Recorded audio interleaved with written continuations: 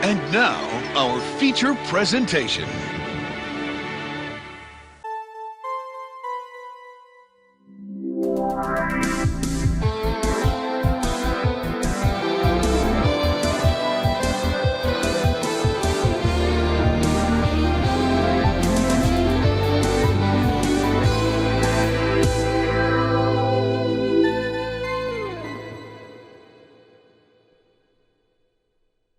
Hello, welcome to another episode of It Sure Is a Podcast. We're here. I was gonna do the old "we're here, we're queer, get used to it," but I think both of us are straight. I don't know. Last week's dream, I might be on the fence on that, but I know you have a wife. Yeah. You're like, oh, I've made poor choices. Oh. No, I'm kidding. I love you, Kate. Don't divorce me. Please. You're the breadwinner, please. You know what's sad is that I almost doxed us. Well, the area we were, because we have a lower cost of living, a lot of businesses pay way less than they should. Yeah. After overtime and my profit sharing stuff, I made almost as much as she did. Mind you, she has a master's degree, and I am a college dropout. Yeah. Yeah. Kind of silly Billy backwards bonkers, however you want to put that. But I mean, since you brought up the job thing, I got a new job. Woo! Fancy, exciting for me. I know I sometimes vented about my job. I did enjoy the job, but it's just how that administration worked. It wasn't the job so much as it was the company. Yeah. So I kind of threw out some applications, got a new job, and orientation. Orientation is always an interesting time because you can kind of feel out all the people that are there learning everything you need to know about, okay, who am I going to see again? Who am I never going to see again? Now, my job is kind of just in one set place out in the middle of nowhere, so I'm not going to see any of these people again. And I think you probably have all gathered at this point that my sense of humor is like, I don't know, that weird calculated stuff, that weird just bizarre stuff that someone can walk away and be like, this man is crazy. But in reality, it's like actually a really well thought out joke, and you just kind of sit there and it just sticks with you for a while. And the thing is, I'm the only one who would find it funny. So let me give you an example. Orientation was about a week long. I understand they have to do it. I understand that corporations have to do it and there are companies that cover their butts, but you're just sitting there and I'm like, man, this is not fun. This is borderline mental torture. Pretty much just a guy sitting there is like, this is how the job works. I'm like, yes, I know. I have qualifications in this field. Why do you think I'm here? What do you think I spent all that time and money at school? Right. So there was a girl sitting next to me. I chatted her for a little bit, saw what position she would have, and she was going to be at the main building that we're doing stuff. So I'm like, okay, I can mess around with this person. Because I'm not going to see her again. Yeah, because it's pretty much a week of training. So I brought little note cards for me to doodle on to keep myself sane, right? And of course, the guy doing the presentation was so dry and just sat in the back of the room on the PowerPoint. I felt like I was in college again. And I was like dozing off at points and like had to get up and walk around the room just to stay awake. So I got these note cards. So what I did was I wrote down, it was a license plate number. One I kind of made up out of my brain, right? But then I kept writing it. And I kept filling up these note cards with this license plate number on front and back. And they were like scattered in front of me. And I kind of like set them there to like, hopefully that, that person would notice. And at the end of it, gosh, it took me about like an hour and a half to do this. It wasn't that long, but the dedication was there. So I'm putting all that stuff, all the note cards out on the table, and I'm starting another one. And the guy's like, all right, take a break. I go grab a drink of water, come back. And, her and I were just chatting, so she asks, so what's with that number you're writing down? Is that something you have to memorize? Because, when I need to memorize something, I write something down. Please, I want to hear your response, but I already have a thing in my head about what it's going to be. I look this girl dead in the eye. I look over at her. We lock eyes, and I'm like, oh, that's just a license plate number of the guy who cut me off on my way here. I was close. What was your thought? I was going to be like, waiting for you to look at her and be like, this is my ex's license plate number. Oh, okay, that goes in the realm of creepy. Like, okay, with a guy, you can I'm maybe sorry, do the that. dude who cut you off, that's not? Oh, well, the thing is, my ex, and that brings a lot more, I guess, a lot more different connotations of like, I don't want to go too dark, but like abuse, stalking. If it was just a guy, you know what I mean? Yeah, but I feel like that's murder. Yeah, it's still murder, but in that situation to a girl, murder is probably more acceptable than the other situation because maybe she's experienced the other end of it. Okay, That's fair. why I was trying to be considerate. And the girl's look on her face, just like, oh, just chatting with this Oh, guy. I'm He's gonna a normal switch my person. seat. Yeah. Just her face goes like white, and she's just like, oh. And I'm like, yeah, he cut me off on my way here. So And now then it I'm kept gonna do writing some the cutting number. off. That's so messed. Watch you go in Monday, and they're gonna be like, No, Brandon, the we thing need is, to have I'm a not talk. going into that building on Monday. I'm going to the other place in the middle of nowhere, so it doesn't matter. There's just a police officer waiting for you. Yeah. Yeah, call the police on me. But that's my kind of humor where I do stuff like that, and I'm like, I think it's hilarious.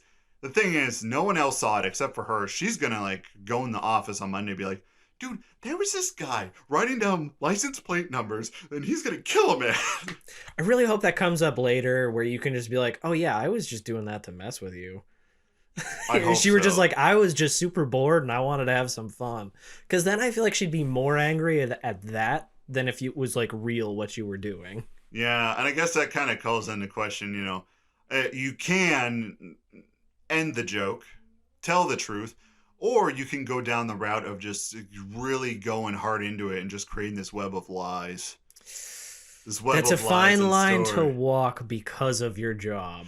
Yeah. See, if you had like a working in a grocery store type job, that would be hilarious. But the web of lies where like other people are like, do you hear what Brandon did? Yeah, Brandon, you just straight up like email goes around the company. If you are experiencing anger, we have resources available.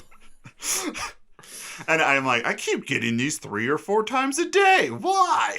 Just wear a long sleeve shirt and like just really darkly, like with a pen, write the number on your arm, and then you'd be like, hey, yeah, I got that number tattooed on my arm. Just look at it. Okay, I gotta go. I have a meeting.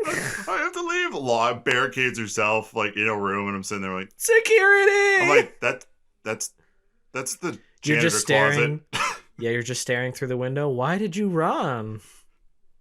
That's when you go way too far. That's when you go too far. Too far indeed. Eric, let me ask you a question. Are you a bar of soap type of man or like a body wash type of man? Body wash, and I call it a scrubby. I think the term is loofah, but it's not really. It's the puffy ball you use. Oh, yeah. So yeah, I yeah, put it yeah. on there. It's for exfoliation. Right. It's instead of just rubbing it on there, like the puffy ball thing, like opens up the skin and all that stuff. Yeah, it's supposed to and help, cleans it out. but I'm so hairy it doesn't really help. matter. I got into bar soap. For a Christmas gift, I got bars of soap. And I'm like, I kind of always want to use bars of soap because I can actually smell myself. And when you lather it on there, it's actually good. And it's not oily. It's not oily. Because I know some bars, you feel like there's this film across your whole body. Well, see, and I'm the opposite. I feel that way with body wash, but I had to go to body wash because bars of soap were drying my skin out. Like, to the point of discomfort throughout the day. And I'm like, I can't do this. My wife's like, why don't you just buy body wash, you idiot? And I was like, that's not gonna make a difference. And it made a difference, and now I can't go back. And then it did. Have you ever seen those Dr. Squatch commercials? Yes, it almost made me want to try that's it the out. stuff I got for Christmas, and it's good. It smells good. Maybe it I'll doesn't try do it that out oily then. stuff. It doesn't dry out my skin too much. I can't judge right now because we're still in the snow season. Well, my hands are constantly just when it's winter. It's just I went out to. There was like an inch of ice on my car yesterday, and we had to go somewhere. Yeah, I went to go get my taxes done. I started the car early, and I was like, "Oh, this didn't melt." So anyway, my hands are torn up just from that little bit of like cold. But anyway, maybe I'll try it out.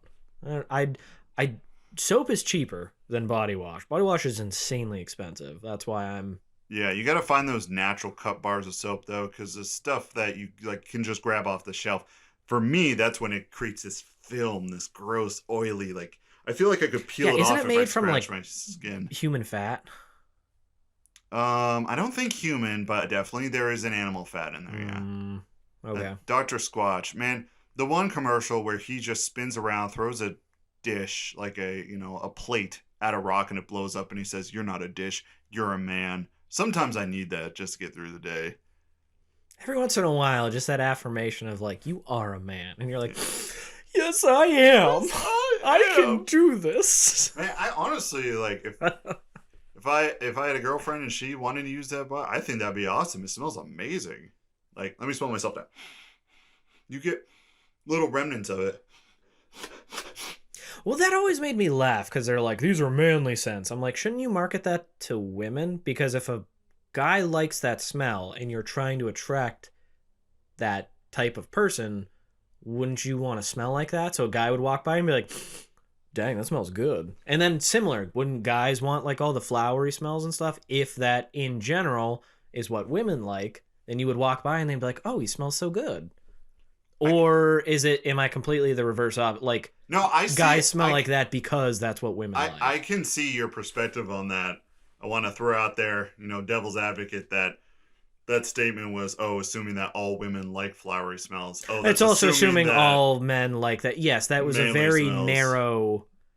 As I was saying it, I'm like, they should just label it. It shouldn't be man or woman. It should just be, here's the scent. Yeah. Because then you can smell what you want to smell. You can attract the type of person who likes the same smell that you do.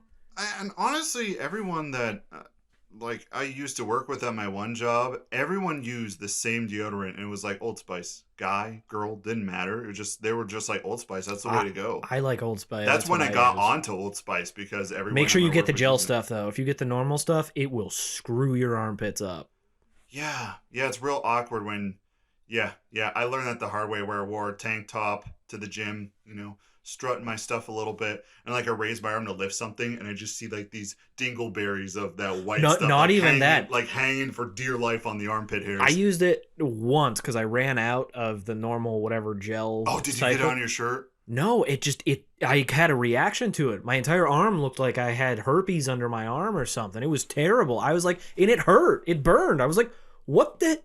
I don't know. It was creepy. I threw it away immediately and ran to the store and bought normal. But I was like, that was terrible. I can't do it. My dad's the same way. He if it just touches his skin, even just if you were to grab a little chunk of that white, dry stuff and just drop it on his skin, it would just bubble up and swell. Yeah, I was like, what the heck? I don't know. It was weird. That's why I always keep some of it on me at all times, in case I got to keep the old man back. I just pop off the cap. I'm back like, in your hole. Want some of this? And he's like, backing up, hissing at me. I'm like, it burns us. Speaking of it burns us, I think you would be more interested in this. You maybe have gathered info on it. Have you seen that Amazon trailer for the Lord of the Rings TV show? You being a big Lord of the Rings fan, and that inhale. I know of the show. Actually, I think there's a couple coming out. Yeah, but I have purposely been trying to avoid it because You want to go in blind? I want to go in blind because as soon as I heard about all this, I immediately went negative because I have held the original trilogy. I've put it on the pedestal. I'm like, this is perfection. And I'm not going to go back on that. I think that was the most amazing cinematic story adaptation of a book that was so dense and amazing. And I'm sick and tired. I have to get this off my chest real fast. I don't care if you don't like Lord of the Rings. Shut up. It's a good story. And everybody's like, they're walking for this whole... I'm like, yes. The book was not meant to be action-packed. It wasn't. It was literally supposed to follow a journey and create a world. That was its appeal. It's about the journey. It's not even... I mean, the journey, yes. But the journey was to explore the world. That's what Lord of the Rings was creating a new world. That was the first, in my opinion, huge attempt at an alternate world that you could explore. That's what it was. And that's why the movies were so good. Obviously, modern day-ish, it had the battle scenes and all that fun stuff. But that's why it was good, is because they put so much effort into bringing that world to life. That's why it was good. It doesn't have to have this super in-depth Game of Thrones, 40,000 characters tied together. That's not what it was. That's not why it was good. Anyway, I got off my point. I'll stop ranting. You're all wrong if you disagree with me. But no, Amazon itself does not do a good job at TV shows. They just don't. There's like one TV show I've seen them do that I loved. And it's The Boys. Yeah, everyone talks very highly of The Boys. Also, everyone talks very highly of the other... I don't know highly of, but Wheel of Time. I heard it was garbage. I've heard half and half. I heard it's garbage from some ends, and it might be the Witcher scenario where people who haven't read the books are like, "This is great," and then people who watch the show. Yeah, I forgot it was based off of something. I mean, else. Everyone I asked, I don't think they've read the books, so I can't really add on to that. And again, when I say I heard it's garbage, I'm not saying it's garbage. I haven't seen it, haven't read the books. I know nothing about it. A lot of what I've heard is negative. But considering a lot of the stuff I like gets negative reviews, I'm not against it. I would try it. Well, we're going to get into it a little later, but I still have a bone to pick with that review you sent me. Yeah. But I'm excited for that. But as far as the Lord of the Rings TV show go, I'm worried. I really, really am, because if this is nothing more than like not power grab, like a money grab, like this is big and people love it, and there's been a vacuum of that content for so long that they're just like, we're gonna do it, right?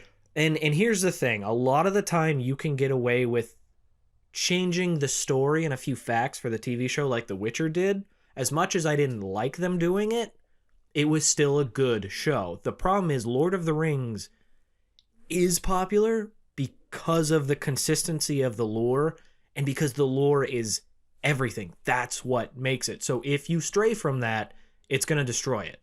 There has to be continuity, because at that point you're taking away the one. That's why The Hobbit sucked. Truly. That's why I did not like the Hobbit trilogy, is it strayed so far from everything. And they just want another trilogy. It would have been fine as one movie. Yeah, I feel like they could have wrapped all that up. They could have made 1 3-hour movie. That book was as long as a single chapter of Lord of the Rings, The Hobbit. Yeah.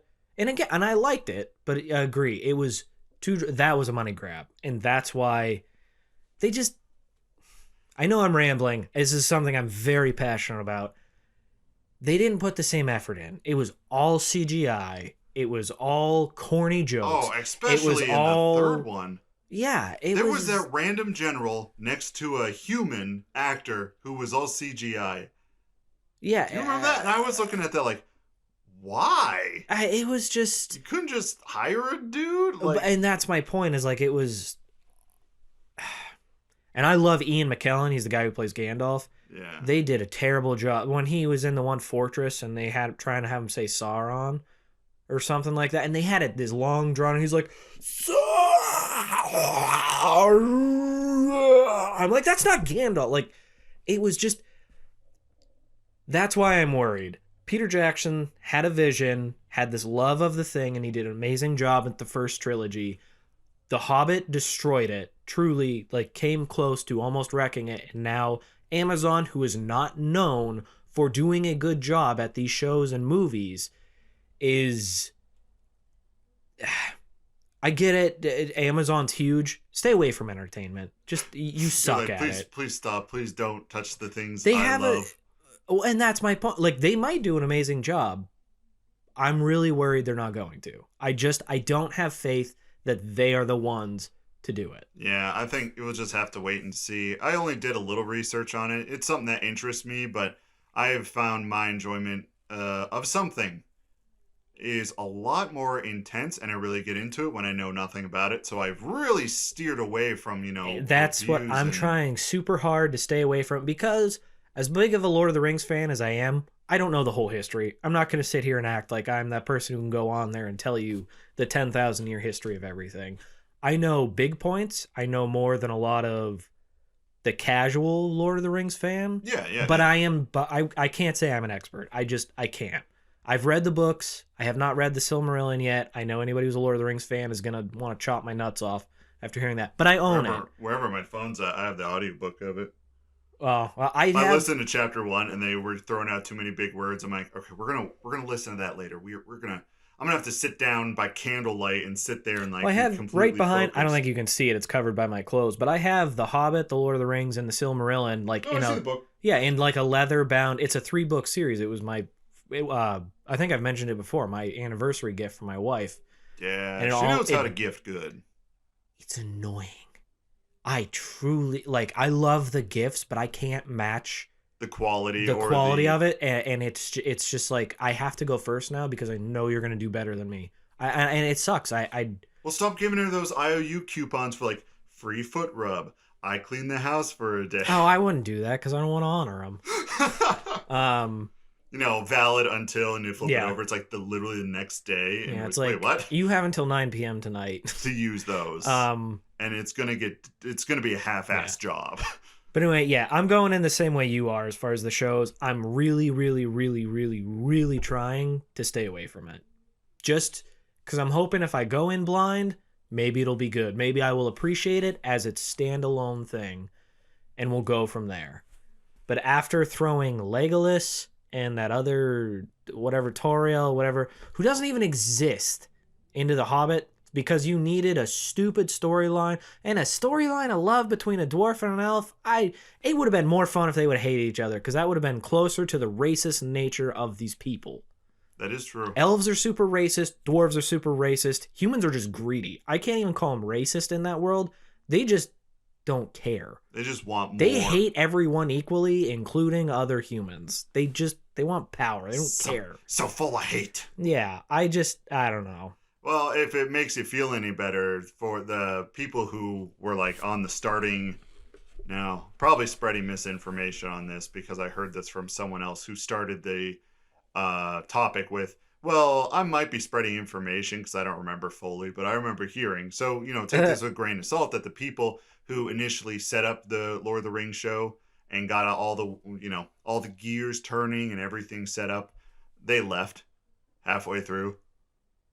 That's not a good sign. That's never a good sign. Because they were probably hardcore fans and they're like, you guys are destroying this and we don't want to do this. Yeah, and then sometimes, maybe just a job opportunity comes up, but it usually leans on the side of, but I like to be cautiously optimistic. I want it to go well. There are certain things, like I said, you can take those liberties, you can change the story a little bit to make it better for film or TV. I don't think Lord of the Rings is one of them. I just don't. You know how much money they poured in per episode? Like $500 million? Yeah, but that doesn't mean shit. Per episode? That doesn't mean anything. I know it doesn't mean anything. Look at seriously, in recent history, look at Game of Thrones and how expensive each episode was, and the final season was trash because the people doing it didn't care. They wanted to end it so they could work on Star Wars, and they did such a bad job, Star Wars told them to go fly a kite. They're like, you are the most hated people in this industry right now. You are not touching this. And money doesn't mean a good show. It just doesn't. It will look pretty, but it won't be good. But will it if it's all CGI? That's why I loved Lord of the Rings, is because they used as little CGI as possible. Yeah, that is true. That's true. There were people in the Helm's Deep battle. It took so long to film that because there were so many extras that they gave them like customized merch, like you were in the Battle of Helm's Deep. That's pretty cool, actually. Like it was such an ordeal to do that they were. I mean, obviously they probably got paid a little bit, but they're like, we want to give you something. Thank you for sticking with us. I can imagine. And I remember watching the behind the scenes things where they were just out there and sprinklers are firing on them at all times, and they just have to stand there, and then it's like, all right, scene, and then everyone's like, ah, and then like one guy trips, and they have to do it all over again, or one of the actors missed their line, and they're like, do it again. Yep. And I mean, what kind of person, would you be like? Would you have that armor sitting in your house at all time, the customized armor, and then you bring like someone back to your pad, and you're just like, I was in the Battle of Helm's Deep. Oh, hell yeah! Does that set a fire to your If I was loins? single and I was able to bring a girl back, I'd be like, I'm putting on the top half of the armor. I'll leave the bottom half off, so things can your go. armor stays on during sex. Exactly. Like, can you just like cut a hole in that? You don't touch that armor. Do not cut anything. You like put the armor on and it has one of those visors that you go chink and you Exactly. just put it down. And the whole time as the bed's actually squeaking, the armor's like Milady, I must penetrate Helm's Deep. What? Milady, I'm not going to come. I'm going to arrive. I'm gonna arrive precisely when I mean to. She looks back. 30 seconds is when you meant. Like, doesn't matter. Still happened. Yeah, and then you just hop on your wagon, and Elijah Wood's sitting on the wagon next to you. He's like, all right, keep your secrets. And then you just ride out of the apartment. Oh, now I gotta rewatch all the Lord of the Rings ones. I talked to my friends about doing like a marathon or something. Maybe you'd be more interested in this, but like... That's a commitment. That is a commitment. That is, if you do the extended, that is 3, 4, 5. So that's at least 11 hours. Probably add like 2 hours because you're going to need bathroom breaks and food. And yeah. You start at 8 in the morning and finish at like 10 or 11 at night. If that. I feel like it'd even be later, like 1 or 2 in the morning. Could see it, yeah. Because those extended cuts were big. They were totally different movies, and the movies actually made more sense. I never understood, because if you watch it now, like obviously when they came out, I watched them in theaters. It was just the initial, and they were still amazing, but I never realized how rushed they felt until I tried to watch them after only watching the extended cuts for so long. And it does. It's still a good movie. It still tells a good story, but it's just like, okay, they're here. Okay, they're here. Okay, they're here. And it, after rereading the books and watching it, they have to leave out so much. Otherwise, they'd be 8-hour movies. Seriously. And it's just, they feel rushed. That's why whenever anybody's like, I don't want to watch that long, I'm like, watch the extended cuts and just skip scenes if you have to. But like, you get so much more out of it. I feel like if you were to do that, you do one movie a weekend, because then you're going to burn yourself out all in one day. Oh yeah, no, I'd probably have to watch it. Kate can't. I've tried to get her to watch it, and you've seen her. She can't watch her own TV shows without getting distracted. Because we were talking about Love is Blind and Too Hot to Handle. Mm-hmm. Well, like and here's the thing, and this is not, I'm not trying to like brag or talk. She's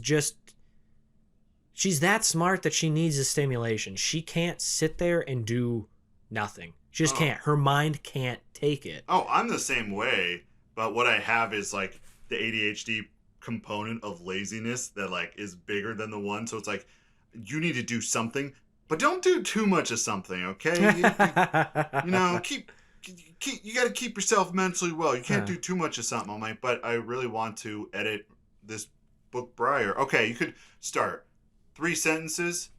Dude, take a break. Put on that Elden Ring. And I'm like, you know what? Yeah, I will. And then I've like lost 5 hours. I'm like, crap. Well, she's like, she'll play a video game for like an hour and a half, and she'll be like, oh, I've been playing this all day. And I'm like, I thought we were going to do like a 7-hour video game marathon. I'm the type where I got to take breaks. I play for a bit. I get up. I like run my dogs outside. I go put in some laundry, and then I come back and keep playing it. Oh, see, I try to do all my stuff in the morning. Like, I'm like, all right, I'm going to run the vacuum. I'm going to do dishes. If I need to run to the store for something, I'm going to do that. I'll do like a 2 or 3 hour, like cleaning, just chores. Yeah. And then I sit down. I'm like, rest of the day, I don't have to do anything. You just lean back. I have learned though that that's how I do it, because if I do wake up and just sit down and play a game, I feel guilty after a while. Same thing. I'm like, I can't do this. I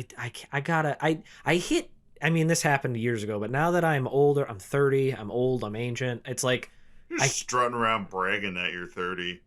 You're like, I'm not gonna lie. I kind of love being. Like last time I saw you in town. Is it important? It's not in. I don't know. It's a local number, but I don't care. But it's a bot.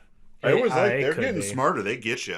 You look at that and you're like, oh my gosh, that looks just like my ex's number from high school. And then you open it up. It's like, hey, it's Donnie here. I'm here to talk to you about your car extended warranty. That's my favorite one that they've come out with. Like, he has that Boston accent, which I wasn't one, but you get the point. I have not gotten an extended warranty on my car, like claim, like call or anything. Everybody says that's like the most common one. I've never gotten it. Yeah, different. I've had people try to call me and say like, oh, all of these accounts are... I loved it. The one time, it was before I had one streaming service. I had like an email and a phone campaign against me for it. They're like, it's hacked. You have to call us right now. And I think one time I did it just to mess with them. And they're like, okay, what's all this information? And I was like, pretty sure it says on your website I'm not supposed to give you that. And they're like, no, this is how we're going to protect you. And I'm like, I don't think I'm supposed to. I think this, are you scamming me? I think I asked them that. And they're like, no. And I'm like, because you keep telling me I have to like renew for a year subscription or something. I'm like, aren't you like a monthly, like I can cancel anytime subscription? I clearly it was a scam, and I was cracking up. And they got so mad. And you have the guy, whoever's on the phone, you have him in the palm of your hand because literally you're just like, they have to keep you on the line. They have to convince you, and once they know the jig is up, they can't be like, you got me, brother. You got me, dude. Oh, he did. Because after a while, he's like, do you not want my help? And I'm like, well, you're scamming me, so not really. Like I said, I just wanted to waste your time like you're wasting mine. Click. I didn't even get to finish the sentence. Most of the time, it's just bots. There's very, very, very rarely do I get a real person anymore. Yeah, bots. It makes the job easier, the scamming job. And unfortunately, elderly, it works on. I know. Well, I can't yell and vent my frustration at a bot. Which makes it even worse. That is true. And yeah. That was half the fun, though, of getting scammed, is when you could finally lose your temper and just scream at them. I distinctly remember when I was doing some homework one night, and my mom picked up the phone. It was some telemarketer trying to call to sell something. And my mom was like, no, I don't have time right now. I'm helping my son with his homework. But if you want to help him with his homework, like, I appreciate that. And then she just hung up. I was a teenager one time, and they called my mom was on. I love my mother to death, but she's so naive. It was somebody saying like, you have a virus on your computer, you need to log in and blah blah blah, and I was like, Mom, give me the phone right now. And she's like, Eric, but I'm like, just give me the. I knew immediately, and so I gave, and I was sitting there. This is probably 12, 13 years ago, something like that. But yeah, it was so much fun. They're like, you need to turn your computer on because you have a virus. I'm like, how do you know I have a virus? And they're like, because we know. And I'm like, yeah, but how? Like, how are you in, like, did you remote take control of my computer? Because I don't have that set up for that. Now, currently. And I was like, are you my antivirus provider? And they're like, yes. I'm like, what is it? You need to get in, you need to log in, you need to do what we say. They had a very thick accent. I'm not trying to be racist or prejudiced, but I'm like, clearly you were just part of a, like, pyramid scheme. Yeah, scam and I was like, club. Finally, I was like, I'm not logging in. Tell me what the virus is and tell me how to get rid of it. And they're like, well, we can't do that. And I'm like, then you're no help to me. And they're like, that was my favorite. And they're finally like, you're gonna lose everything, and they're gonna blah blah. And then I was like, cool. I'll call my bank and just put a stop on the accounts. And I was like, this is your last chance. Tell me how to do this, or I'm gonna have to like report you as a scammer. I'm like, bye. It made me laugh so hard. But the scary thing is, going back to the old, I think my mom might have fallen for it, and that's why I would, as a teenager, and I was raised, don't talk back to your parents or you're gonna get slapped. Even though I never actually got hit as a child, I was just, don't do it. And I was like, give me the phone right now before we lose everything. You know exactly what it was. Now, like current day, if you were to get that call, that's a lot more believable. Because like yes and no. Because normally I'm like, I'm just gonna log into the site and I'm going to recontact you because I don't trust you to, like, I don't trust that this is a legitimate call. Oh yeah, definitely. But saying that your computer has a virus, our program tech, it's more believable than it was then. Does that make sense? Oh yeah, for sure. Okay, so I think we wasted enough time before getting to Elden Ring, which is probably why everyone who swung by the podcast was like, we're going to hear some Elden Ring thoughts. I'm wet for Elden Ring, and I haven't even played it. Hey, gamer.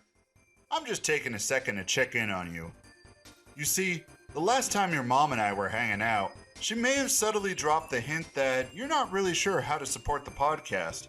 And honestly, when I walked out of her room only wearing a bath towel and we locked eyes, I could see it on your face. There's quite a few ways you can support the podcast.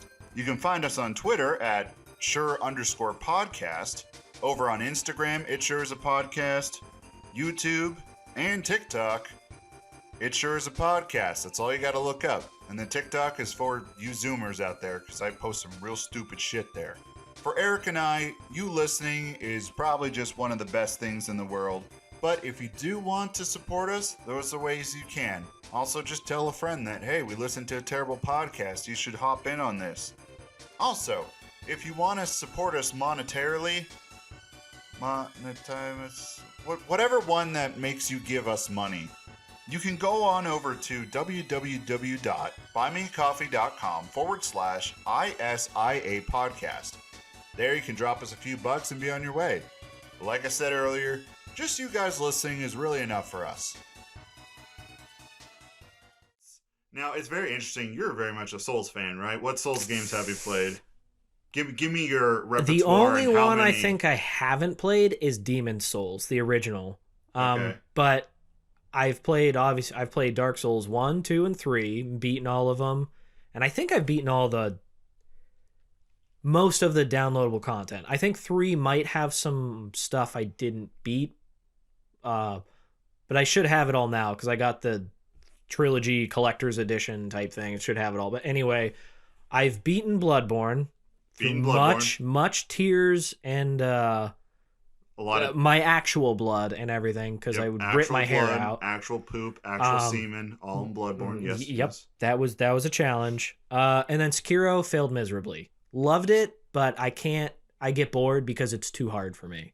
Okay. And not too hard. It's a very one shot. This is the gameplay style. There's not a lot of option to it, and I don't like that style, so I'm like, I can't.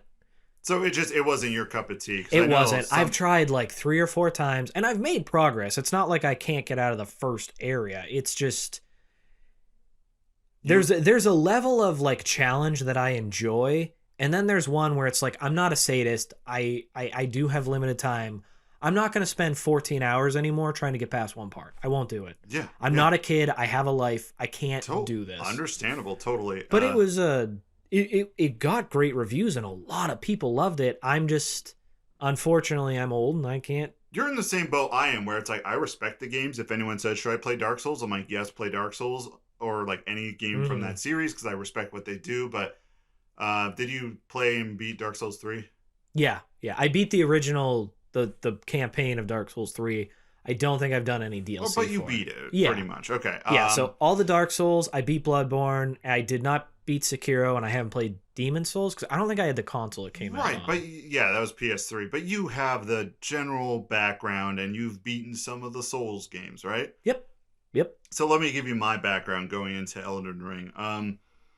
I've played Bloodborne, Dark Souls 1, Dark Souls 2, Dark Souls 3, you beat any of them? No. With those 4 games, there's a combined total playtime of an hour and a half.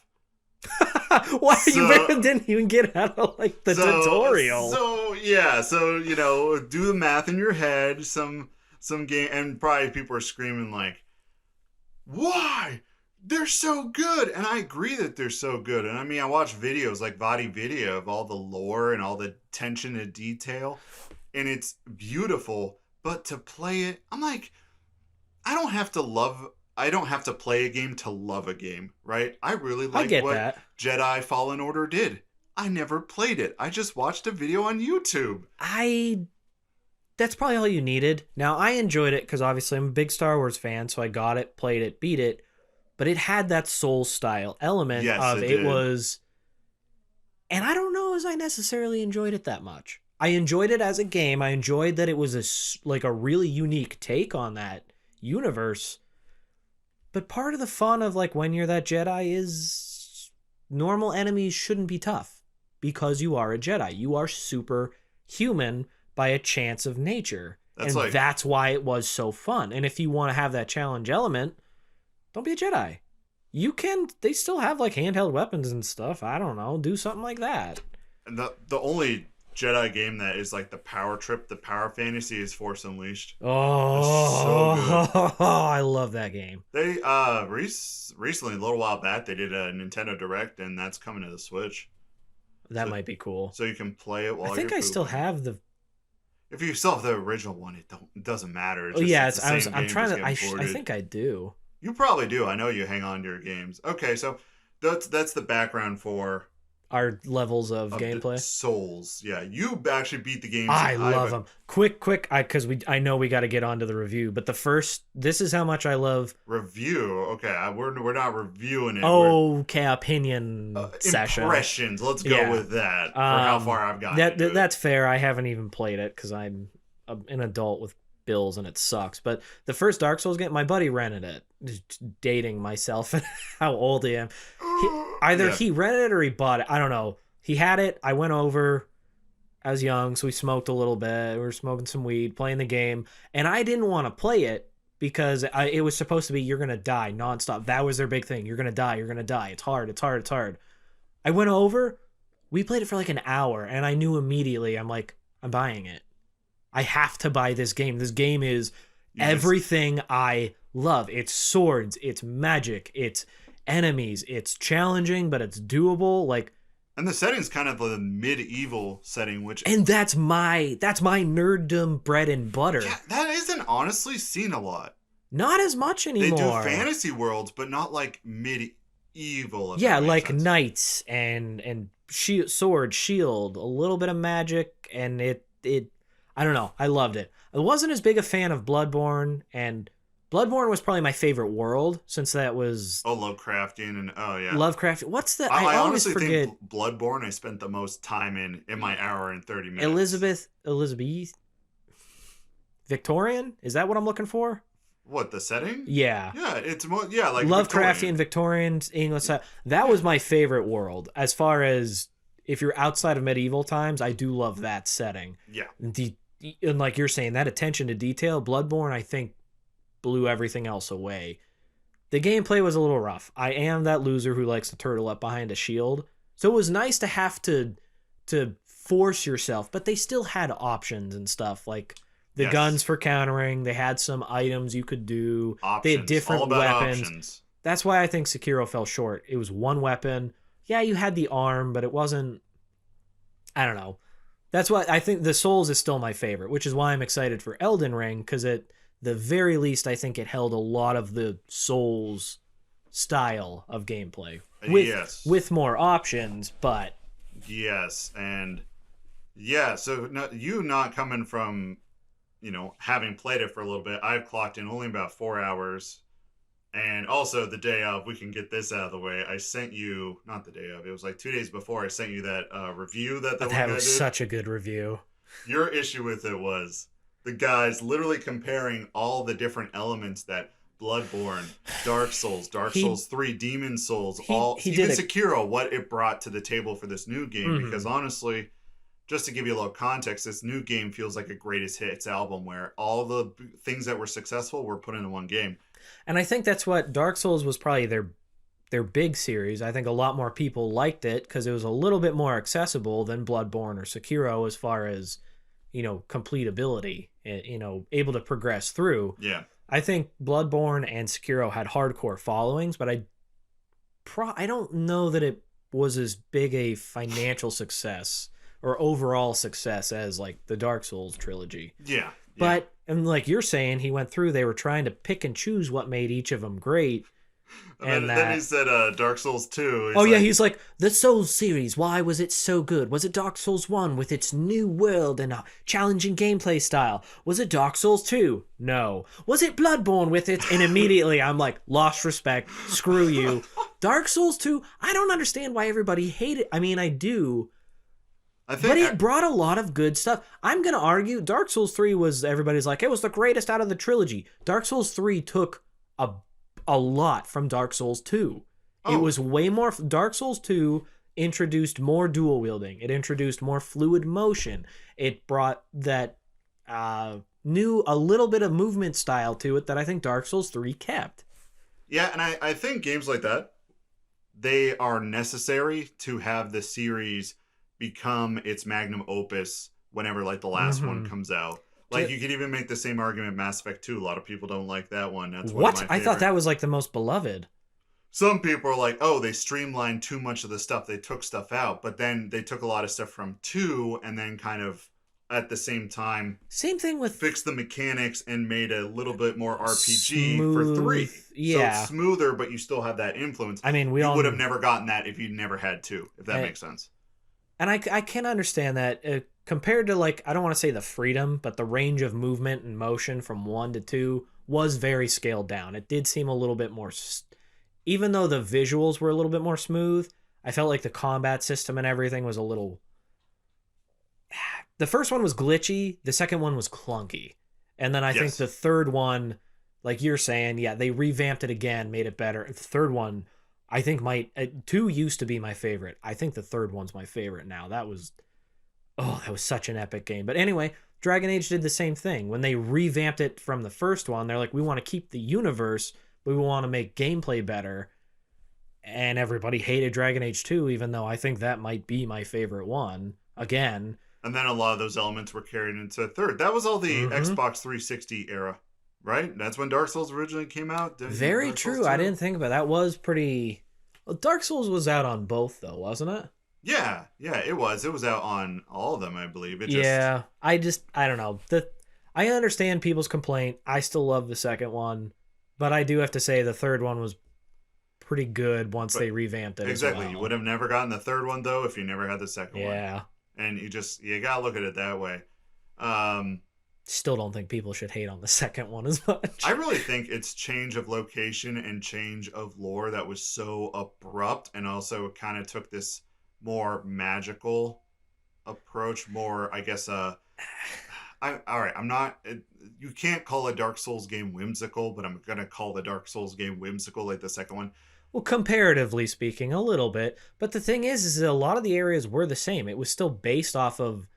I actually thought they stuck to the lore, where everybody else was like, no, they didn't. It was the same land. It was just a different You just place. don't know if it's 10,000 years in the future, or society advanced and then fell back down to the curse, or what. But it was you literally go back to some of the same locations, I think. It's just...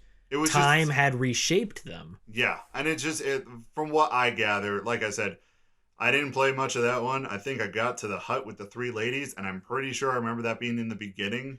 That was like the first 5 minutes of the game. All right, so Dark Souls 2 is a whopping 5 minutes, but even going up there... I mean, I had 10 minutes before you got here, and I was like, I'm going to start Dark Souls 2 real quick. I want to get back into that mood, and so I started to create a new character, and I think the first 60 seconds I'm at the hut with the ladies. Yeah, so that's what I'm saying. Like, I don't have a lot of time with that, but even from what I've seen and the little bits and, doing some little research just for this episode, it seems a little more whimsical, like a twisted fairy tale, sort of. I don't mind that. I guess that's fair, because I think all 3 of the Dark Souls games are very dark and twisted. However, 1 and 3 come from like a very dark, depressed end of the... I'm trying to think of how I want to... It starts in a dark place and you're just trying for the least worst ending. Yeah. Whereas Dark Souls 2, I guess, started at a good place and then they tried to make it dark as you went. And that might be a subtle distinction, but I think that little twist of it, like you're saying, comparatively it makes it a lot more lighthearted, even though in my eyes it isn't. But yeah, and I'm not saying it's a bad thing, and I think that's the best way I can describe it, as someone looking from the outside on everyone who just doesn't like that one. I really thought that was one of the few games I thought, when they tried to revamp like their combat and the whole game and everything, I thought that was one of the few that did it well. I get that it was different, but I think it was better because you had every option from the first game you still had. It's not like they took anything away. You still have all the options and then just added new ones. Yeah, they streamlined it, kept all the old options and gave you new. That's why everybody else was... I don't know. It was weird, but I really liked it. Yeah, so with our knowledge combined, Elden Ring for me is a very interesting experience and even experiment for me to go in and play. I have not cut my... Literally... The 4 hours I've played of Elden Ring is more than all the other games combined of playtime. Well, the dude who did the review said he'd played it for like 60 hours. And he wasn't done. And that's he across said the board. He was estimating he was halfway done with the game's bosses. estimating. Right. So I think what I do enjoy is the open world aspect because I picked this up very early. All right, so all the other Dark Souls games or anything related, you can explore an area, but there's always a boss at the end of that area, and you can't progress until you beat that boss. That isn't 100% like true. Yeah, no, and there's like side avenues. there's very set paths. Now, Yes. normally you're presented with like, okay, you have 3 options, but like you're saying each option ends in a boss, and you can't go to a new area till you beat. It's very beat the boss. Not traditional old school leveled, I would say, like level 1, level 2, but it's here's an area, here's a boss, beat him, Go to the next unlock area. a new area. Yeah, and even though you have your options of where to go, it's more or less linear. Yeah. So with that being said, in this game, they definitely teach you how to do it. As soon as you get out of the tutorial area, there's a big old golden knight riding a golden horse right outside the front door. Can you kill him and take his stuff? I mean, you probably could. Dude, one hit from him, I died. So that's kind of teaching you, hey, you don't have to fight him. The way to get to your objective is at the top of the hill. It's this old rundown building. Just go around him. He won't see you. And I thought that was so clever, and that gave me the idea of like, okay, there's going to be bosses I'm going to encounter that I'm not ready to fight yet because I haven't learned everything. I don't know all the mechanics. I don't have, they call them runes now, but they're just souls. But they just call them runes. Yeah, I'm. That's definitely seemed to be the topic was exploration. They wanted to take everything they had before, but they just want to put those mechanics now in a world that you can, like you're saying, it's open world now. It's not linear. It's pick a direction and go. Yeah. And especially when you get your mount, which is pretty early in the game, you can just like book it around, right? In those 4 hours, I've only done 3 dungeons. Are these they reference this a lot in a lot of reviews and stuff. When they say dungeon, is it like a clearly defined, like you go in and it's like dungeon start, or is it just you find a hole in the wall, you walk in, and that's your dungeon? That's a hole in the wall. It does is give you the name of the dungeon, and it's a bite-sized like Dark Souls level, right? So you can imagine like a massive like sprawling level, like Undead Burg or whatever. That's made bite-sized. It's kind of hidden off the beaten path. There's a boss at the end. That actually sounds really cool, because that was sometimes the frustration. And the other ones, it's like, this is fun, but I feel like I've been doing this for 6 hours, and I just feel like I haven't made progress. So it gets boring and frustrating. Whereas I guess if you're making it bite-sized, you're like, oh, I did it. I didn't waste 4 hours doing this. I did it, and now I can progress and move on. Exactly. And what they did with that is the like kind of bonfire location is so much closer to that boss. You're not booking across giant. Some of the most annoying. That's what always killed it for me. I'd die at a boss, and then I would have to run through the whole level again. I'm like, let me just focus on the boss. Now I'm dying to stupid mistakes because I'm being impatient and booking through, which probably someone's going to say, well, just don't be impatient. But I have ADHD. I'm impatient. And I don't care if you have that or not. If after you die 10 times, I did the same thing. I would have to shut it off knowing I had to wait a day, try it again the next day when I'm calm. And that's when I'm like, okay, everything I learned, I'm calm. Now I can do it. And I would die like a dozen times. I'd get mad. I'd turn it off, play it the next day. First shot, I'd be good. And a lot of times the dungeons, like, all right, let me just give you an idea of the first one. First dungeon, you walk on in, you go down a flight of stairs. Okay, there is the bonfire. So to the right straight ahead is this door that's locked. To the left is a little dungeon. Really basic traps, some basic enemies. You run through it and you find a lever, and then you pull that lever and you hear a door open. You go back to the beginning, that door that's only right down the flight of steps leads to the boss. So, and that's what I've been seeing with the other dungeons is it's not a far run. And even if you have to go through enemies, there was this other dungeon I did where I go through all the enemies, slay them all, and I get there and I'm like, oh my gosh, I'm going to have to slay them again when I die. There's a catwalk hidden that you can hop up on, and you can just go over them and then jump down the boss. So they kept it Dark Souls like Dark flavor, Souls-esque. but they were like, okay, since it's open world, you're going to be traveling a lot, so we want to do this. We want to have your spawn point close to where that boss is. Well, and I like that because if you want to explore, that's fine. But exploration, I feel like in video games should be a choice, not a necessity type of. Well, to an extent, like you're saying, if I spend an hour clearing all these guys out, I don't want to have to do that every time. And they're like, well, you can run past them. Then you run the risk of getting hit, losing health, losing some of your item, and it just, there's a point, we keep saying it, there's a point where it's not fun. And I think that's what they were trying to do. Like you're saying, if they're giving you these little ways to watch for, they want to give that same experience without as much headache. A lot of people were saying also that this is the most accessible game, and everyone translate that as, oh, it's the most easy game. There's an easy mode. No, it's just the way it's designed is a lot more welcoming. Like I said, that first guy, I don't have to fight him. I can go level up, and when I get stronger, I can come back and fight him. And also when I've learned more, but also the amount of options is exhausting. That's what and most of what I'm basing this off of is that review I watched, just trying to get a little bit of handle on the mechanics.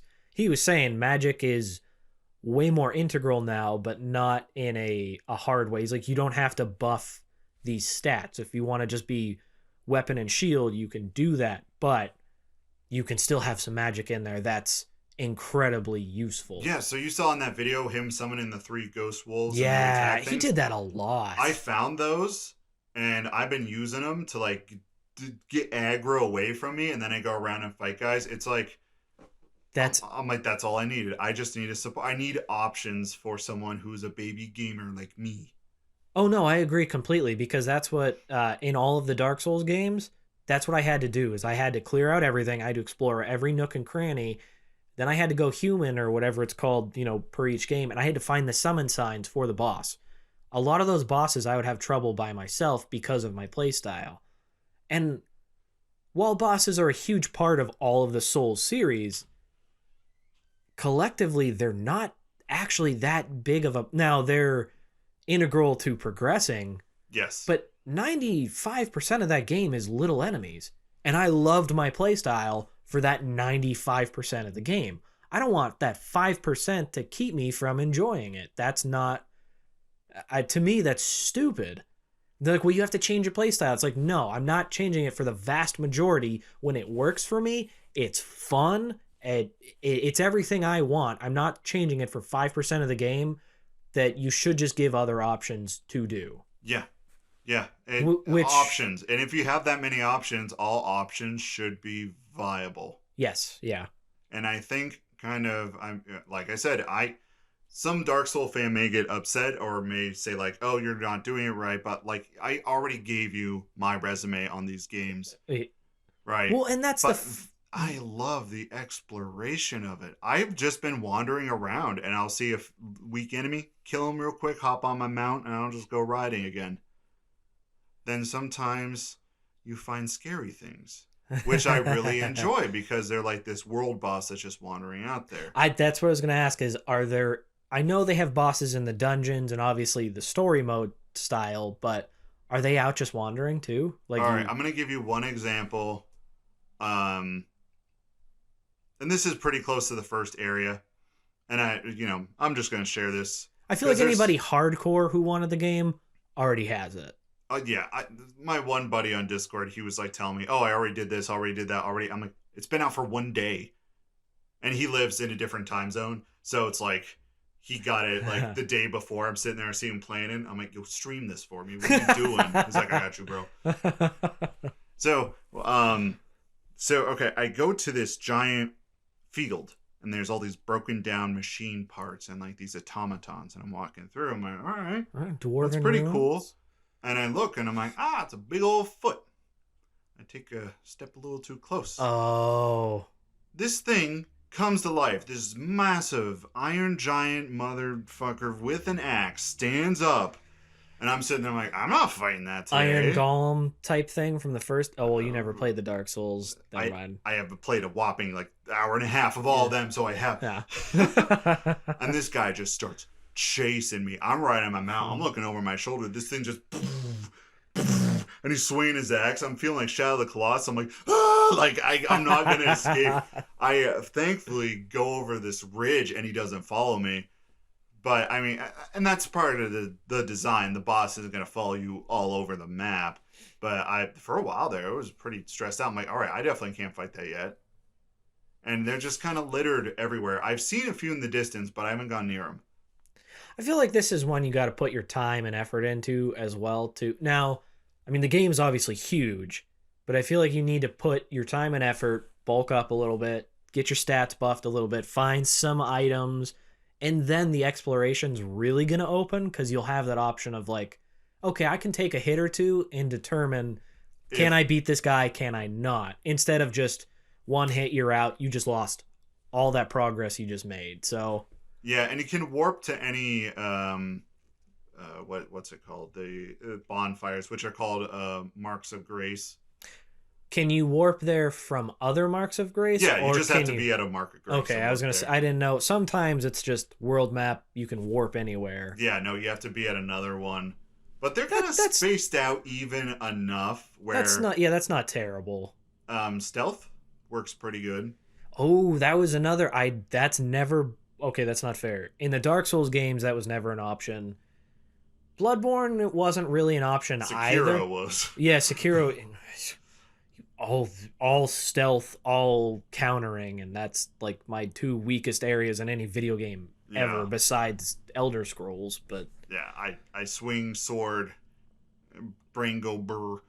That's exactly how I have play. always, as much as I say I can't be a wizard because I'm too stupid, my favorite game style ever is I like sword and shield, but I like a strong defensive posture with some magic sprinkled in. Yep. I've always enjoyed that. Sometimes light armor, sometimes heavy. Depends on the game and the aesthetics, because I'm a loser like that and I want my stuff to match. But I understand that completely. Like Skyrim, now I'm going light armor but big two-handed weapons, and I'm really enjoying it. But I think it's gonna be so cool that you can do that on this one. Now, can you stealth with big weapons, or have you not tried that yet? I haven't tried that yet. I've gone with the class that use two swords. And stealthing, you just go up behind him and you do a critical hit like you've done in other games. Yeah. But there's like very small encampments where you can go through and stealth all of them. Now, it's not really designed because the stealth system is functional enough where you're like, I just want to get some extra runes.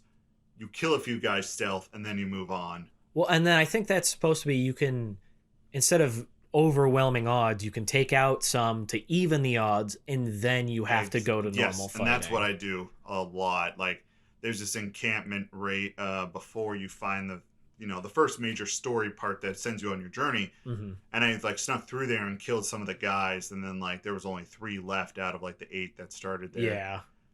I also you'll find like traveling bands of different factions duking it out. So that was going to be one of my others. Do enemies fight each other? Mm-hmm. There's infighting. I literally sat in a bush and watched these knights go after these little goblin men. And the goblins won, and I got all the runes for it because I was in the area. And then I snuck around and started taking the goblins out one by one when they went back to their position. And what they did was there was like giant pillar sitting on its side, and they all just hopped on it and just sat on the edge of it. So it just climbed up my way. I was like, stab in the back. 3 feet later, stab in the back. Stab you. Okay, here's my one question too. If you started with dual wielding, can you block with dual wielding, or is that still? Because I know. Here's the thing. I believe you can. I don't know how to do it. Okay, that's always been. I've always wanted to try dual wielding, but there's no block option with it, and that's always frustrated me because I'm like, dual wielding actually is very good for blocking and defense in the real world because you have 2 weapons. It's very good for blocking. It doesn't have to be only parries. But just obviously due to game mechanics in the other ones, you never could. You had to have a shield, or you had to two-hand your weapon to have a block in it or something. So yeah, I know two-handing, you still can have a block in it. Yeah, I'm not 100% sure on that. I'm just like, I'm 4 hours in and I'm just scratching the surface. Like, this game's big. This is a big old game. That's what I've heard, and you haven't played Dragon Age 3 yet, have you? No, but we've talked about it, and you're probably going to bring up the point that game was so big and it was empty. But that's what I was going to ask. I know this one, everybody talks about how it's simply massive, but does it at least, I mean, I know you're not super far into it, but does it at least feel like it has stuff in it. Yeah. It goes the what I like to coin the Witcher or Breath of the Wild route, where every so often, in any direction, there is something. Whether it is, oh, I see there's a skull there that has a glint in it. If you break the skull, you get an item. Oh, there's some monsters here. Oh, there's a traveling caravan with giants pulling it. Oh, there's, a dungeon. Oh, there's an encampment. Oh, there's an enemy. Your mount's probably pretty quick, isn't it? Yeah, and you get it pretty early. Okay, because that's the best way to explore, just because you can run by things if you just want to look instead of having to sneak by. I was trying to I'm comparing it to Dragon Age 3 just because that's at the top of my mind for space at the moment, like empty space versus filled space. Yeah. In that one, the mount was kind of quick, but it wasn't very agile. It wasn't very... It slowed... I guess it hastened your progress through an area, but you couldn't fight on it. It couldn't jump. Well, it could, but not very... It was very limited in what it could do. And in this one, from the trailers I've seen and from what they were talking about, the mount seems way more attuned to getting you places. Like, it can jump high. I think it has a double jump. It does have a double jump, yep. And then it's fast to get you around. Like you're saying, you can run around people. Can you fight on it or not really? You can. I haven't had it be able to work successfully. It's probably something maybe later once you get it buffed or something. But yeah, it's having that tool so early. Just it makes you want to explore because you get around fast. The speed of the game is very Dark Souls, not as fast. Someone told me it's in between like the fastness of like Bloodborne and Dark Souls, like somewhere right in there. But there's also probably weapons that you can use a lot faster than the ones I have. And that's the other thing too, is because there's so many options, like I said, you can still do the sword and shield turtle up, but I think magic, it said it's a lot easier if you want to go the magic route, you can do it. Yes. So whereas like even in Dark Souls 3, magic was easier, but it was still hard, I feel like, to only go the magic route. And this one, I don't know. I'm excited to see. Oh, quick question. I knew I had one more. You're playing on PS4, correct? Yeah. Does it play smooth or? Yeah. Okay. I was curious. I was worried that if it wasn't on next gen or PC, that it would kind of like, it would be slowed down. It would be a little, and I'm fine with, it doesn't have to be 1,000 frames per second, super smooth, no glitches. You just want it to run. I want it to run and make it enjoyable. Yeah. Yeah, it does run. I've only had one or two bugs. One was just a graphical hiccup, which is little, didn't matter. The other one, I tried to hop on my mount, and my mount never appeared, and I just floated in the air. Then I died. The dude he said he had that too. It only happened once though, and it's no big deal. Like I was just leaving a place. I'm like, all right, I'll just go back there and get my runes. It's no big deal. But I can understand why people are like obnoxiously excited about this and like this is a special game, because I'm like, the more I uncover, the more I explore. I'm like, there is something here. There's something special here. Is it this typical Soul style as far as saving? Like, do you have to save your progress, or is it just it auto saves kind of at certain... I feel like it kind of auto saves, but I always play it safe, and when I quit, I like go to the menu and I'm like, I'm quitting the game. It's like, all right, we'll save your progress. Okay, so it is that same. I was curious if they changed that aspect of it, or if it was just auto save and then quit and it kind of just snapshots your stuff and exits. Yeah, I never completely understood the saving mechanics of Dark Souls. And probably if I would just sit and pay attention, it would say like, oh, when you see this symbol, it means it's auto-saving like every game does now. My brain just like, we're just going over that. Oh, Kate does that with all of her video games. She's like, I don't want to read. And so she just goes through. I'm like, you can't do that. This is giving you information. She goes, but the map tells me. I'm like, but there's clues and there's instructions in the dialogue. And she's like, but there's a waypoint. But that's exactly it. She's like, but there's a waypoint. I'm like, that's not the I'm like, they tell you, they give you hints and clues. Pokemon's the perfect example. Sure, you can figure it out, but if you actually listen to what they say, they'll tell you right where to go. It's basically like, I wonder if you do this, what would happen? And it's like, okay, do it. Yeah, just do it. That's them telling you to do. And she's like, but I don't want to read. And I'm like, again, it's her play. And that's the funny thing is, I'm not even playing it. And she enjoys it. She has so much fun playing that way. And I'm like, to me, my gamer OCD is like, you can't do that. You have to read everything, unravel every secret, every lore thing. Oh, I am getting to the point. I'm slowly making progress where I don't do that anymore. good. Mass Effect 2, I used to, every planet I would explore for minerals You and would stuff. like 100% it. I would 100% and I would drain every single mineral on there. And I was like, as an adult, I'm like, I don't want to do this. And then I looked at how many minerals I had. I'm like, I don't need to. I can just get more later if I need I was them. about to say, I don't need to. And that's when I realized I'm like, I might have a small form of OCD. Because I have that in a lot of different video games where I'm like, I can't do this until I have full whatever. And I'm like, it's weird. It took me 3 decades, but I'm like, I don't got to do that. I'm bored and I want to move on. Boop. I just want to play the game. There is a hub area also. Some people worried about not being a hub area. There's a hub area. Like for other live people or just like a central hub area? Like a central hub, like the Firelink Shrine, the okay, Hunter's yeah. Dream. Because some people were worried about that not having a hub. And no, there is a hub. It's probably where you can go to like level up and do weapons and stuff. Yeah, and there's like Stylish. characters there. Yeah, exactly. Okay.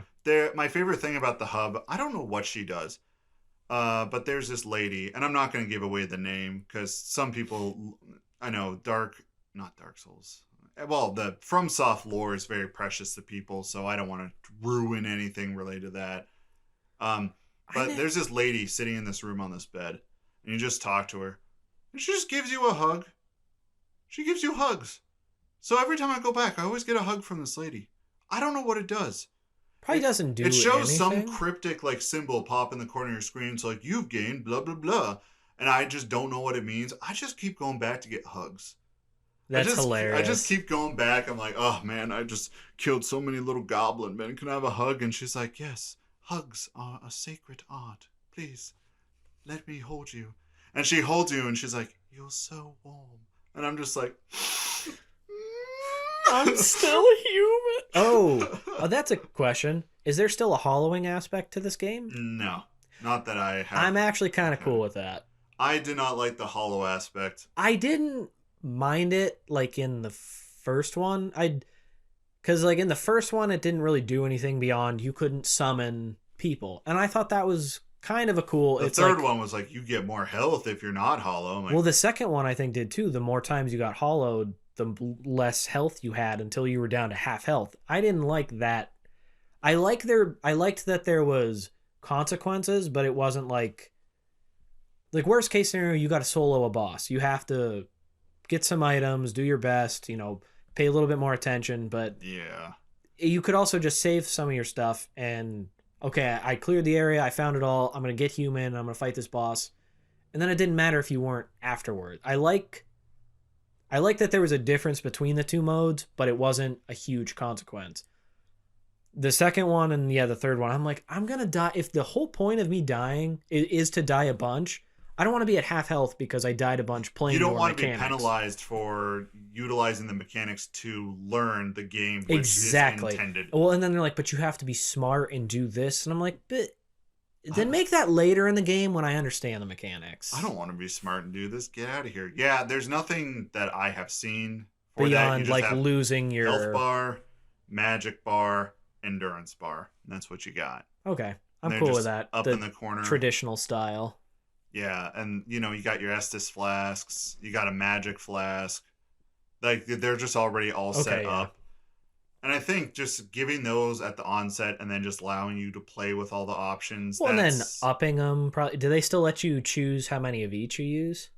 Yeah, you can get items and upgrade some of them, or add numbers, or like how much they fill. Like I noticed in one of the menus, if you get a certain item, you'll take a swig and it'll heal you, but it'll only take half a swig out of your thing, if that makes sense. Yeah, so you can use it more. Yeah. But I mean, so in the third one, I think you got, say, 10 flasks total. But you could have 9 health and 1 magic, or you could flip it and do like 5 and 5. Like you got to set the amount of each that you had. I don't know. Okay. There's a lot of menu things. I just figured out how to equip equipment this morning. So even though it just plainly says equipment, and then you press on the space where you... I don't know. I didn't read the tutorial. Oh, that's probably the old school method of you pick your spot and then equip something in. Yeah. Okay. Yeah. Okay. So, like, I'm not an expert, but I thought, I know, it's a weekend of the release of Elden Ring. Very special time for Souls fans. I thought, since I got it, I'm just kind of like, let's chat about it a We little gotta bit. run a couple errands later. I might see if I can. Just squeeze in there, just slip it off the shelf and put it in. No, I'm just gonna flat out be like, hey, I'll buy you Pokemon if I can buy this game. I'd be like, I can save us $20. Let's go now. Yeah, $20. There you go. Sweeten the deal. I might also trade in a few games. I'll get 17 cents, but like It's games like 17 I'm not gonna play. Yes. Like Sekiro, I think I might bite the bullet and just trade that in because I don't want it as an option because I know I'm gonna go back to it, but I know what's gonna happen. I'm not gonna make progress. I'm not gonna enjoy. I'm gonna enjoy the first 10 minutes where I'm like, this is fun and I'm fighting enemies and I'm getting back into it. First boss, I'm gonna lose my temper. I'm gonna be like, this is stupid. This is not my gameplay style, and there's no options beyond. Oh, you can switch a few on your arm, but it's not. Yeah.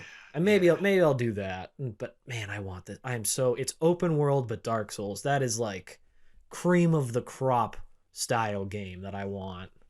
Definitely for you, that like marks all the It boxes does. in your checklist. I love Dark Souls, but they're like, hey, we're gonna throw an Elder Scrolls element in there. Just pick a direction and go. I'm like, what? Yeah, and a lot of times you run into enemies way stronger than you, but that's the same thing. You can run away. You're not stuck there dealing with it. You just run around them and keep going. Yeah. There was one place where I found this little encampment of all these low-level enemies. I'm like, all right, cool. I'll go kill them. Get some experience, have some fun. I start to approach, and I hear music. That's when you're like, uh-oh. And then I see a health bar appear on the screen, and then this ginormous dragon crashes into the middle of the thing, sending dudes flying. And I'm sitting there, and I'm on my horse. His name's Torrent. And I just turn around. I'm like, no, we're going this way. And then I find this dude sitting in a hut, and he's like, don't go near the lake because there's a dragon that likes to live there. I'm like, would have been nice to find you before that. Yeah, I should have asked you before. That's still kind of cool, though, that it happens like that you can still run away, that there's the options to run away. Because before in the other Souls games, they cut you off. You weren't allowed to leave. Yeah. And it's like, oh, I stumbled here by accident. I like the option to backpedal. Because I feel like the story bosses, you're going to know before you fight. Oh, yeah. And it's very clear. It's sort of guided that it's like, oh, you need to... NPCs will be like, oh, this is where you need to go. And it's always in the Dark Souls flavor. Yeah. But you get there, and I'm actually right outside one of the first bosses, but I haven't gone in yet. I'm just like, I'm just going to go explore. I'm just going to go look around, see what's out there. Yeah. There is a small crafting component to the game. Small as in... upgrading or actual crafting? Crafting. So throwing knives, little bombs, a variety of other just little things kind of in that category can be crafted. Can you buy them as well, or is it only craftable? I think you can buy them too. I think that's cool because all the other games there was no crafting. It was just get souls, buy item. Yeah. If they give you that option to craft it yourself, that might be kind of cool to explore. And from what I see, the elements of picking up these materials, it's not intrusive. You just walk by, see triangle show up, and you just grab it, and it's just in there. Okay, that's is there inventory limits? That I don't know, but I don't think so on that kind of stuff. I know there's probably still the equipment load. You can only equip X amount before it's right, and there is you can store stuff at any bonfire. So okay, and that's pretty much the same. There probably is some kind of equipment load or some kind of material load. I hate and love the equipment load because it makes you have to worry about the weight of what you're using. Yeah. But the reason I liked it is because it only mattered for what you equipped. You could have 8,000 things in your inventory and that doesn't matter. So you can carry everything, but you just have to worry about what you can use at one time. So exactly. As much as I hate the fact that I want to just put on the best armor, but I can't because then I move slow as heck. I don't mind that aspect as much. Whereas Skyrim's just, or a lot of games are, you can carry 100 items or you get 300 pounds, quote unquote, and then you can't go over it. This one, you can have 40,000 pounds. It doesn't matter, but you can only equip 50 or whatever. And that's been, at least Dark Souls wise, that was the thing. Bloodborne and Sekiro, it was just, you equip a weapon, you can equip a right-hand weapon or a left-hand weapon or something like that. But Yeah, and like I said earlier, 4 hours, you just kind of scratch the surface of understanding everything. I feel, yeah. And I think the open world aspect kind of lends to that, because you're going to want to explore. So a lot of lessons they get to teach throughout the open world area. Are there... Oh, sorry, go ahead. No, what were you going to say? I would say, are there... The review kind of said it wasn't like a straight path type game, like you could kind of go wherever, but are there trails as well to follow? Yeah, there's roads, and once you clear up the map, and I even think you can purchase sections of the map, just like instead of having to explore all of it, it will just show you that region, and then it's like you still have to explore it, but it's just like this is the general layout of it. Okay. There are paths and roads leading everywhere, but and the map is actually very easy to understand. A lot of people in articles and stuff I was reading, they're like, the map's actually like a fun aspect of the game instead of like, I have to use this to figure it out. They're like, it's kind of its own flavor. Like, it doesn't tell you everything, but it's a useful tool and fun to use instead of, I have to use this to figure out where I'm going. Yeah, and you can even kind of plot out areas that look suspicious, kind of like in a 3D platformer, where it's like, oh, this looks a little suspicious. There's probably something hiding here. And then you find something hiding here. A lot of times you'll see something weird. Like I saw this giant, I'm trying to think what it's called. It was this giant cliff, and it came to a point, and I looked down at the point, and I'm like, oh, I see a torch down there in the corner. So I run all the way around. I jumped down first on my mount and died immediately. So there's fall damage. So I ran all the way around through the swamp and right into that little like corner, and there was a mine down there. And I was just like peeked down and saw the torch. I'm like, huh. So there's like it's tucked away, and that thing little thing. Okay. The thing is, if I didn't go explore, I would have never found that, because the story doesn't like direct you by it. It's That's just what the review was talking about. There's a lot to the story, but there's so much more just hidden away, and it's not like a super obvious. They give you little hints and stuff, like you're saying, like, oh, it came to a point, but if you didn't take the time to look, yeah, I would have never noticed it. I'm so excited. I gotta get this. Yeah, now I think I've convinced you to make a purchase. I mean, you were going to get it regardless. It was just the urgency of where I'm like, we're gonna go spend money anyways. Maybe we can just go inside and get the game. Just spend a little more just on the way home. Just like I said, I have $20 off right now because I have those the GameStop points or whatever. I just go to our local one and redeem it for a gift card. I get a $5 coupon because I'm a whatever member there, and exactly. And then you get it for like 30 something. Well, I'll probably put that towards her game, and I'm just like, I'm just gonna buy this game over here and don't worry about it. Did you get the regular or the deluxe edition? Just the regular. I just downloaded it and put it on my PS4. Usually, I am the type now. Probably someone's sitting there thinking, PC Master Race though. Here's a few things. One. Oh, I heard this is not a game you want to play on a mouse and keyboard. Oh, definitely not. No. I would play on controller anyways, and it's easy to set up, but every time I would play, I would have to set it up again. And I'm just thinking, like, I could just put it on the PS4. I'm going to play it by myself. There is that online functionality, but it's online's...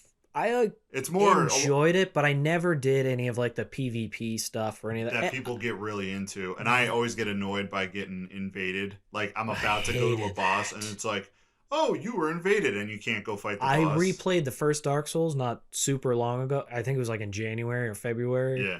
Or it is February. Anyway, and the last month and a half, I got invaded constantly. I did not realize how many people were still playing the remastered version of Dark Souls. Dude, people live off of that stuff. They just sit there in their little hidey holes and they're just... And it was fun. I'm terrible at... the PvP stuff on there. I really am, because I never put my time and effort into it because I played Dark Souls for the regular game, not that aspect, and other people don't, and so I got my ass handed to me. But I enjoyed keeping it open for the sole fact of, like, in Dark Souls 2, hardest boss I've ever fought in any game, hands down, was one of the DLCs on Dark Souls 2, and I screwed up because there's a way he regenerates health basically, because there's like however many things around him, objects around him that do it. Right. Well, you can get a special item that destroys it. but you have to be strategic because you have to use it to destroy other items like that to explore the area. Oh, okay. So it's, long story short, the first time I did it correctly. I was able to beat him. On a second playthrough, I did it wrong. He had 1 or 2 of these left. I couldn't beat him. I couldn't do it. I was so pissed off. That's when I had to summon another human character. I think I had 1 NPC and then 1 human character. We crushed them. So as much as I am antisocial even in video games, I can't play with other people. You still like that aspect, being able to summon When I was someone. like, I can either, he's the final boss too for the DLC. I'm like, all right, I'm going to try this out. And I went human and I picked some people and it worked out great. That's the other thing I liked about it. You don't talk to these people. Oh, yeah, no. That aspect I do highly just enjoy. Emote if you want to. Yep. Other than that, you just get the job done and they disappear. I love that aspect of it. I really, really do. Yeah, unfortunately, every time I boot up the game Elden Ring, it pops up. It's like, PlayStation Plus. Whoa, what's up, girl? You want to get some months on that? And I'm like, I don't have it, and I don't have the means to purchase PlayStation Plus. I'm like, I'm just going to play it by myself. So that's why I got it on that system. It's only good if that's going to be your like primary console. Yeah. Also, I quick detour from that real fast. I can't wait to switch back to Xbox because it's going to be a while because I have way too many games and stuff on the PS4. But they're coming out with Ghosts of Tsushima, whatever that Legends, as one of the free games, and I was freaking out because I thought it was like the deluxe edition of that game. It's a multiplayer mode. It's a multiplayer mode, and I was like, I don't freaking care about this. You were thinking you were getting the whole game. And I did. I was like, man, that's like a newer game. It got all these crazy reviews. I was super pumped. And then I started reading and I was like, oh, I guess I'll just go jump off a cliff now. That sounds useless as all hell. That happened last night. My buddies messaged me and said, Tiny Tina's Assault on Dragon Keep is free and on the PlayStation Store. My other buddy's saying, oh, that's already out? And they're just giving it away for free? I'm like, he was thinking of the new one. Wonderlands? Wonderlands, yeah. And Assault on Dragon Keep, isn't that just the DLC? That's just the from DLC. 2? Yeah, but what they did was they packaged it as a standalone to kind of get hype for the I'm not going to lie. I did know that it wasn't the new one. But if it's just the DLC, that might be kind of cool. I mean, it was one of the best DLCs. It was one of the best. Also, why is, like, From Software games, why are they so cryptic with everything? Every time someone speaks, they're talking in riddles. Oh, that's just something you have to get used to. And I'm like, could you have just said, don't go to the swamp? You gave me a haiku. Beware the area with mist in the air and wetness at your feet. A swamp? What are you talking about? What am I going? A bog? Could you just say swamp, please? Is it a pond? What is it?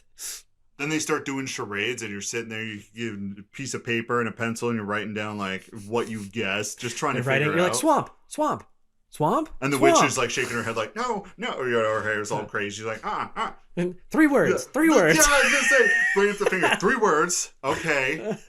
Sounds like. Sounds like swamp ass. I love the lore of the games, and I love when like people will dissect it and give it to me digestibly. But like every time I talk to a character and I'm sitting there trying to listen, my ADHD brain's like, I think he just said he's going to sell you something. I think that's all he said, and we were here for 2 minutes. Part of those games is to get the lore, you have to kind of discern it yourself, which in a creative way, it's nice because it's kind of fan driven a little bit. It gives you the basic premise and then your mind gets to create the rest of it based off of those little tidbits. Yes. And that's it's fun. I guess it just depends on what you're looking for. Like I play Mass Effect because that world is defined and all I got to do is find it and I can read about it and characters will tell me about it. The From Software Souls games, Bloodborne, Skyrim, you have to seek it out and kind of you have to fill in the gaps yourself style, which is fun, but you kind of have to be in the mood for that. It's not a bad thing. It's just me in the mood I'm in right now. like with all these changes in my life and Very transitional. yeah, transitional, and also apparently my medicine just stopped working all of a sudden. I kind of toss that up to just the weight loss and all that. I'm not working with the same amount of chemicals in my body, and my medicine just like, whoa, these numbers are off. Yeah, I just Oh. want to play. I just want to get in there and just immerse myself. And then it gets you in the mindset whenever you stare. There's like a camp in the middle of the woods with a fire, no one there. I'm like, dude, this camp right here, dude, it is probably this is where the Elden Ring is. It's probably under that log in the fire, and we won't find out till the end. It has to be. Why would there be something this I pointless? feel like they do stuff like that on purpose. They do like It's probably envir- nothing. It's exactly. probably just an abandoned camp, and you're just like, this could be so many things. And the creators. Oh my gosh, the two finger handmaiden. This could be her home, and if in your home you could dig up a book, and the book leads you to the final place where you find the elder. Like, you start building that, and And then the developers are just like, it's just an empty camp. it's actually like a combat camp, like an NPC is literally just taking a dump in the bushes and about to come back, and I'm sitting there like, oh my gosh, this is it. I found the key. I found the lock. I found everything, and then you just get ambushed. Yeah, ambushed by one guy with a sword. Yeah, so I guess to just wrap it up, Elden Ring, it's fun. For me, coming as a new player, I've been able to progress. It's been challenging, but not too frustrating at this point. So I guess I just wanted to talk about it just from my perspective, only because if you're new, you're afraid, but you want to check it out, I still say this is the most accessible they've ever made. I've heard from multiple sources and articles that this is, if you've never played the Souls series or any of those and you wanted to, supposedly this is the one to jump into, because it, like you're saying, it still gives you the heart and soul of the series, but it's a little bit, like you said, I don't want to say easier because it's not easy, but you have way more options to move forward. So I guess in the grand scheme of things, it is easier. You don't have to worry about hitting a wall that you can't surpass it all. There's always somewhere else to go or something else to do that will eventually give you the keys you need to move on. And there are elements of items and just different things that you can pick up that will just give you runes.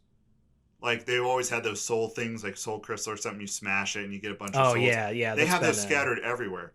So there's probably going to be a run sometime where, like, somebody plays the entire game, doesn't attack anyone but a boss, and only levels up using those. Because you can't find them anywhere. You just got to explore. I always loved holding on to those for something when I really wanted, like a certain item or weapon or something. Yeah. I would just hoard. I'm like, oh, I don't want to spend an hour like collecting the souls I need. Just poop, pop them out, use them. You're good to go. Rainy day fund. Rainy day fund. I like that. Yeah, I hoard those too whenever I die and I can't get back to my souls, or it's going to be a huge issue. Or if the souls are like, you're getting 100 back. I'm like, I don't care. I'm just going to use it. 100 is nothing. 100 is nothing. Maybe in the beginning of the game it's something, but I remember Dark Souls 1, there's a perfect farming area. And it gets to a point where I need like 80,000, 100,000 souls to level up. And I'm like, I think I've reached my limit. It's almost like RuneScape, just AFK leveling, where you just sit there and click, swing your sword. There's a bonfire. There's a bonfire, and then you run out, and there's like 12 enemies, and they're 500 souls each. Which at lower levels or at mid levels, that's a lot. It's a lot. You can farm. I forget. It's like 8,000 each if you use certain items. Yeah. So 8,000 at a pop, and you can speed run this in like I'll say about 3 minutes. So it's pretty quick. So you can accumulate them fast. Mm-hmm. But again, you hit that wall where it's like, oh, I need 100,000. That means I need to do this X amount of times to get that for one level. Nah, fam, I'm good. Yeah. No, fam, I'm out. See you later. You're also pretty jacked by that point. Yeah. So. Yeah.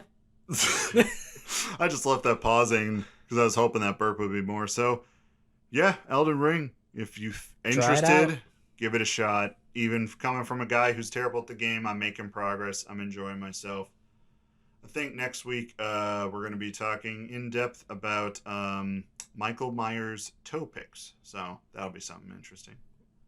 I have no idea what that means. So I'll have to do some homework. I couldn't have been any clearer. Just Michael Myers toe picks. I know, but I have so many questions about why are there toe picks? He's a fictional character. Like, does he have beautiful feet despite the fact that he is a disgusting man? Like, well, you got to listen next week to find out. Oh, cliffhanger. Cliffhanger. This is a to be continued. Ooh. Take care, everybody. Love you guys. See you next week.